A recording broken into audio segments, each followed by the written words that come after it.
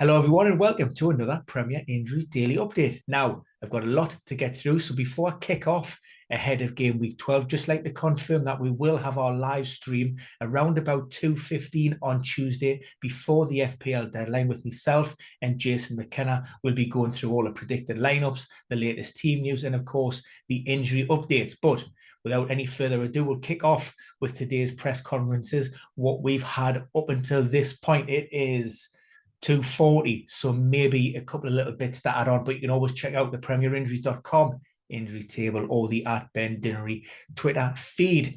For Crystal Palace, no fresh injury concerns. Will Hughes, he missed out at the weekend because of illness. It looks like he will be absent from the matchday squad again. Expect a couple of changes, possibly with the quick turnaround. Michael Elise was dropped at the weekend. He's a player that could come back in that more attacking lineup, playing at Selhurst Park. Also, maybe Edward, he could make way for Jean-Philippe Mateta. That's a change that we have seen in the past from Patrick Vieira.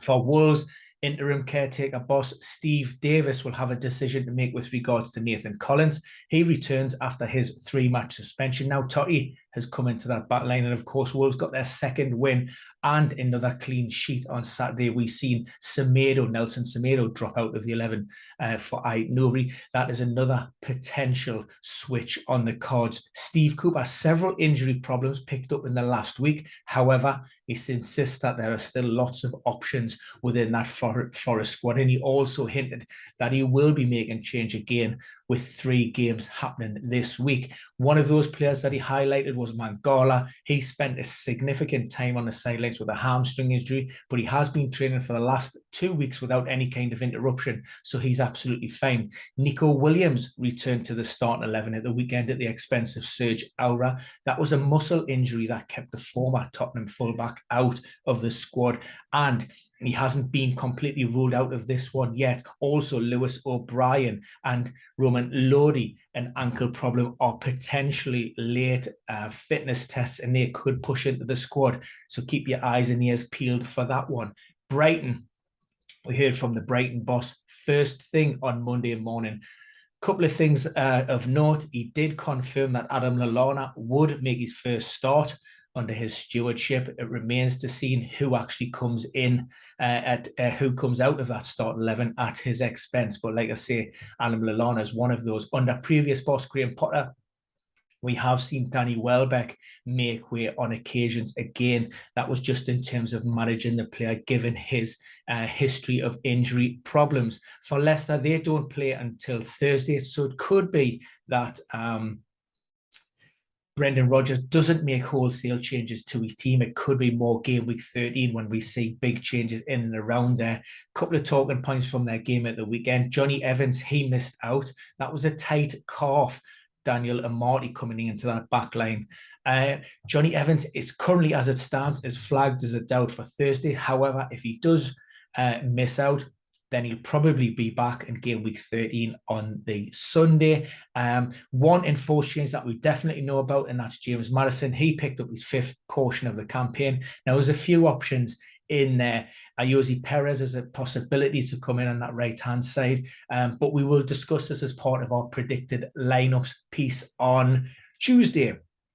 Now, injuries from the weekend. That's it for your press conference news for now. Injuries from the weekend. Southampton, Bella Kotchap, he dislocated his shoulder.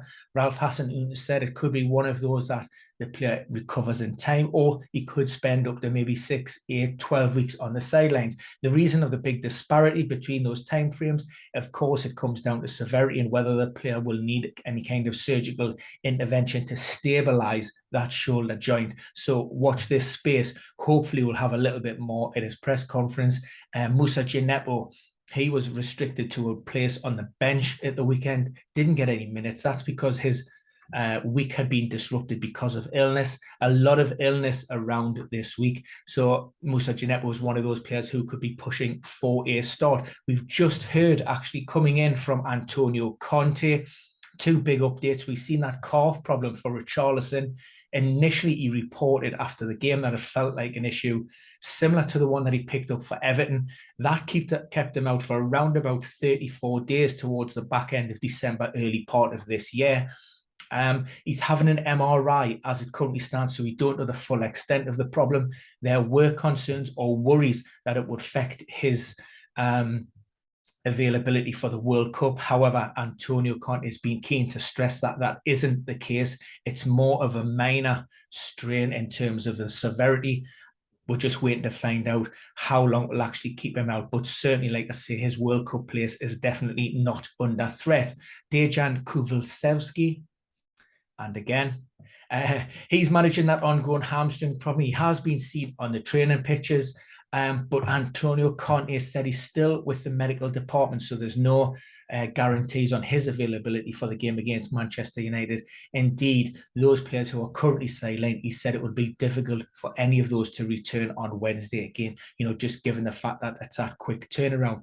For Chelsea, a few considerations there. We've seen that Mason Mount passed the late fitness test because of a thigh problem that he had picked up on the eve of Sunday's game. Now, that might be one to watch. I know a lot of people are bringing Mason Mount in this weekend, but if there's a niggling thigh problem in the background there, again, Graham Potter will want to protect us. We know he's not afraid to make changes. He made 7 from the Champions League into, I think it was game week 11, and a couple more at the weekend. Players who potentially are at risk of dropping out. Ben Chilwell, long-term knee problem, that ACL reconstruction. Again, can he play 3 games in a week? Not so sure. Marc Cucurella came off at half-time at Villa Park. Maybe he's the player that will play 90 minutes this time. Also, Thiago Silva complained of a little bit of discomfort in his hamstring, a little bit of tightness in there. Koulibaly, he's a player who could come straight in as a like-for-like swap, and that sort of makes sense in terms of his availability and not taking any risk with Thiago Silva. An update on Reece James. The player is unlikely to play for Chelsea again before the World Cup. Graham Potter says that the wing-back is likely to be in a knee brace for around about 4 weeks, which potentially puts him a return to maybe 5 to 6, 5 to 7. So whether Gareth Southgate wants to take a risk on Reece James remains to be seen.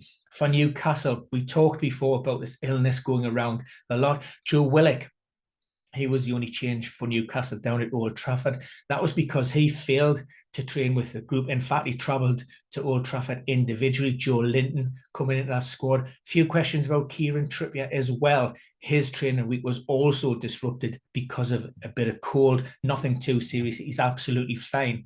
Bruno Guimaraes, he was replaced late on at Old Trafford, but that was more of a precautionary withdrawal given the fact that he's had recent hamstring problems and other muscular issues. And Fabian Shaw, he was a fatigue-related absence, said he couldn't move towards the latter stages of the game, but he's absolutely fine and he's been cleared. The bad news in the Newcastle camp, Alan Saint-Maxim, unlikely to be involved. He's had a little bit of irritation in that hamstring issue. Now, ordinarily, we'll just be looking maybe a couple of days away from the training pitches. However, because it's his 3rd hamstring setback, the club are going to be uber cautious with him. They will look to err on the side of caution, so he may not be in the squad. But Alexander Isak, he's another player that suffered a setback, and we're unlikely to see him before the World Cup. So bad news there. On the flip side, the good news, Jonjo Shelvey returned to the matchday squad on Sunday. So good to see Jonjo back in the Newcastle ranks. For Liverpool, Diego Jota, a lot of speculation or questions I was getting. Was it MCL? Was it knee? It was certainly muscular related. It looked maybe a distal hamstring problem, potentially calf. Regardless, he was stretchered off. It did look fairly serious. Now, he has returned recently from a hamstring problem that bothered him from June, picked up from Portugal. That kept him out for over 2.5 months. It's the same leg, so this is a worry. Like I say, we may not see Diego Jota before that World Cup either. Andy Robertson returned to that Liverpool lineup and came through that match unscathed. Christian Eriksen, absent from the matchday squad for Manchester United on Sunday. He's expected to return. That was just a little bit of illness. For West Ham United, a couple of updates from David Moyes. Kurt Zouma, had the sniffles, a common cold, as David Moyes referenced. He has a good chance of returning to the matchday squad. Big question marks over the availability of Craig Dawson, however. He went into the game against Anderlecht in the Europa Conference League on Thursday with a dead leg, came on for Angelo Ogbonna and picked up another dead leg in the same place. Very painful, so he may not recover in time. So that's one to watch. And finally, for Leeds United, Patrick Bamford, he was a player that made way for the return in Luis Sinisterra on Sunday, the only change of a game.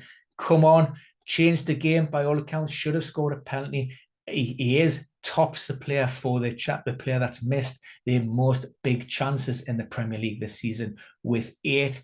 We may see Jess Marsh start him midweek.